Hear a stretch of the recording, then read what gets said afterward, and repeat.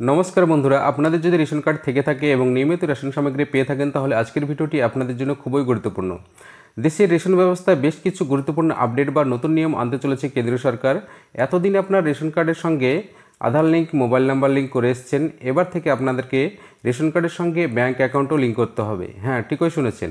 তাহলে একটি প্রশ্ন উঠে আসছে, রেশনে কি তাহলে চাল, গম, আটার বদলে নগদ টাকা দেবে সরকার? আর সেই কারণে কি রেশন কার্ডের সঙ্গে ব্যাঙ্ক অ্যাকাউন্ট লিঙ্ক করতে হবে? আগেই আপনারা বিভিন্ন খবর বা সূত্র মারফত শুনেছিলেন যে রেশনে চাল, গম, আটার বদলে নগদ অর্থ দেবে সরকার। আর সেই পথে কি হাঁটছে সরকার? তো সমস্ত বিষয়টা আজকের এই ভিডিওতে আলোচনা করব। তো সকলের কাছে অনুরোধ, চ্যানেলে যদি নতুন হয়ে থাকেন তাহলে চ্যানেলটিকে সাবস্ক্রাইব করে বেল নোটিফিকেশনটা অন করে রাখবেন। তো চলুন ভিডিওটি দেখে নিই।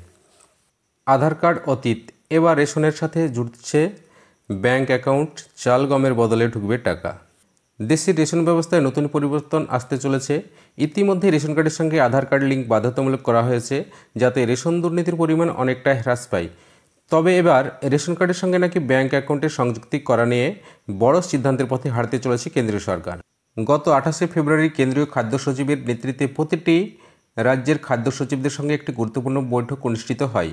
সেই বৈঠকে রেশন কার্ডের সঙ্গে ব্যাঙ্ক অ্যাকাউন্ট লিঙ্ক করার একটি প্রস্তাব পেশ হয়।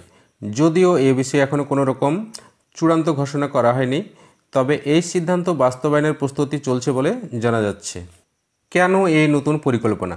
কেন্দ্র সরকারের মূল লক্ষ্য হল রেশন ব্যবস্থাকে আরও স্বচ্ছ করে তোলা এবং খাদ্য নিরাপত্তা নিশ্চিত করা। বর্তমান সময়ে আধার লিঙ্কের মাধ্যমে এক ব্যক্তি একাধিক রেশন তুলতে না পারলেও ব্যাঙ্ক অ্যাকাউন্ট যুক্ত করলে আরও স্বচ্ছতা আসবে বলে মনে করা হচ্ছে।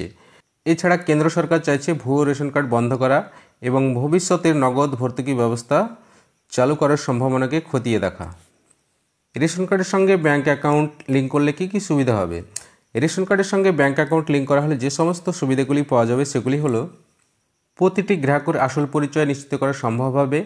কোনো ব্যক্তি যদি একাধিক জায়গা থেকে রেশন তোলে তা সহজেই বোঝা যাবে।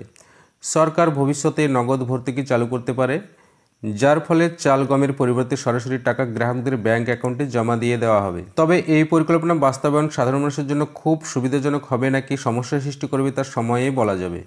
নগদ ভর্তুকি নাকি পুরনো পদ্ধতি? এই নতুন নিয়ম চালু হওয়া নিয়ে অনেকে প্রশ্ন তুলছেন। রেশনে চাল, গম দেওয়ার বদলে কি সরাসরি টাকা পাঠানো হবে? গ্রাহকরা কি তাদের সুবিধা মতো সেই টাকায় চাল, গম কিনতে পারবেন? এখনও পর্যন্ত কেন্দ্র সরকারের তরফ থেকে এ বিষয়ে কোনো রকম চূড়ান্ত ঘোষণা আসেনি। তবে বিশেষজ্ঞরা মনে করছেন, যদি ভবিষ্যতে নগদ ভর্তুকি মডেল চালু করা হয় তাহলে রাজ্য সরকারদের নতুন করে কিছু সিদ্ধান্ত নিতে হবে। সাধারণ মানুষের প্রতিক্রিয়া। রেশন গ্রাহকদের একাংশ মনে করছে, ব্যাঙ্ক অ্যাকাউন্ট যুক্ত করা হলে তারা সরাসরি রেশনের সুবিধা পেতে পারবেন। অন্যদিকে কেউ কেউ আশঙ্কা করছেন, যদি নগদ ভর্তুকির পরিকল্পনা বাস্তবায়ন করা হয় তাহলে বাজারে চাল, গমের যা দাম তাতে গরিবদের জন্য সমস্যার সৃষ্টি হতে পারে। এখন দেখার বিষয় সরকার কিভাবে এই পরিকল্পনাকে সামাল দেয়। তো রেশন কার্ডের সঙ্গে ব্যাঙ্ক অ্যাকাউন্ট লিঙ্ক করা নিয়ে সরকারের যে ভবিষ্যৎ পরিকল্পনা সেটা আপনারা বুঝতেই পারলেন। এবং ভবিষ্যতে যদি রেশনে চাল, গম, আটার বদলে নগদ অর্থ প্রদান করা হয় তাহলে সাধারণ জনগণের সুবিধা হবে নাকি সমস্যা সৃষ্টি করবে সে বিষয়ে অবশ্যই আপনার মতামত কমেন্ট বক্সে উল্লেখ করবেন এবং ভিডিওটি ভালো লাগলে অবশ্যই ভিডিওতে একটি লাইক করে দেবেন। ধন্যবাদ, নমস্কার, সকলকে ভালো থাকবেন।